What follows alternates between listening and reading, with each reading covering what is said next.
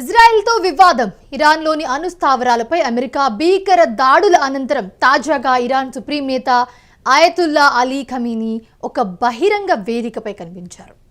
టెహ్రాన్లో జరిగిన ఒక మతపరమైన కార్యక్రమంలో ఆయన పాల్గొన్నారని సమాచారం.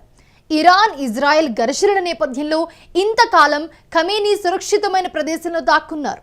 తాజాగా ఇరాన్లోని షియా ముస్లింలకు అత్యంత పవిత్రమైన మొహర్రం సంతాప దినాల్లో ఖమీనీ కనిపించారు. షియా ముస్లిం క్యాలెండర్లోని మొహర్రంను జరుపుకుంటున్న హాల్లోకి ఖమీనీ ప్రవేశించారు. ప్రతి సంవత్సరం ఖమీనీ ఈ కార్యక్రమాల్లో తప్పనిసరిగా పాల్గొంటారు. ఈ సందర్భంగా ఖమీనీ సాంప్రదాయ నల్లని వస్త్రాలు ధరించి వచ్చారు అక్కడికి. ఈ సందర్భంగా ఆయన్ను చూసిన అక్కడి జనం పలు నినాదాలు చేశారు.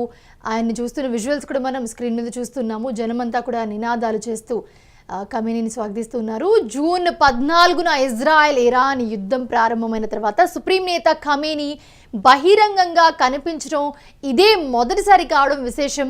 వైమానిక దాడుల తొలి రోజుల్లో ఖమీనీ రికార్డు చేసిన సందేశాలు మీడియాకు విడుదల చేశారు.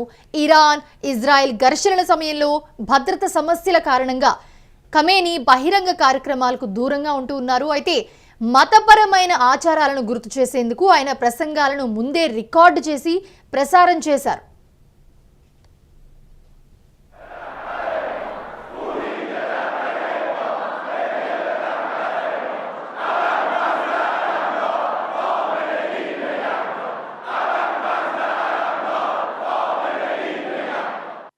یه صلوات عنایت بفرمایید.